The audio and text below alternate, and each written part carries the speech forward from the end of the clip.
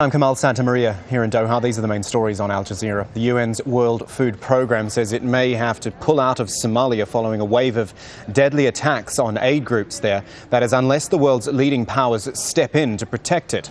The warning comes as 3 Somalis were shot dead helping aid workers hand out food near the capital, Mogadishu. Brutal fighting and an ongoing drought has already left 3.5 million Somalis on the verge of mass hunger. Zeina Awad has more.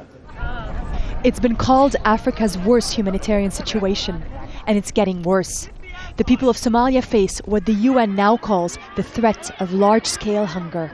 Somalis used to be self-sufficient, but conflict, a harsh drought that's ravaged large swathes of fertile land, and soaring food prices have made more than half of the people in this war-torn country dependent on aid agencies.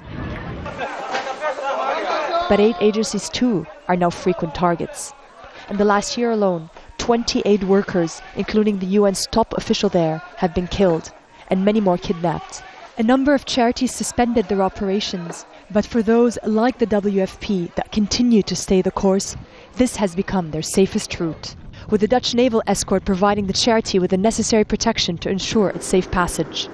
But that expired a few weeks ago, making these boats open to attacks and raising the stakes for charity workers even higher.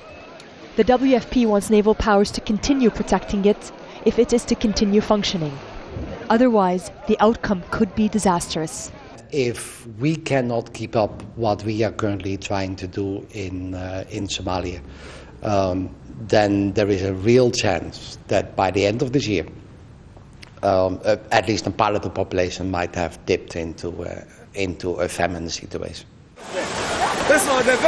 And to make matters worse, the Somali interim government says there isn't much it can do. We cannot provide protection to all aid workers beyond the areas that the government is under government control. The only viable solution would be for these aid workers to regroup where the government forces are. An impossible scenario, given the fact that people across Somalia are in desperate need for aid.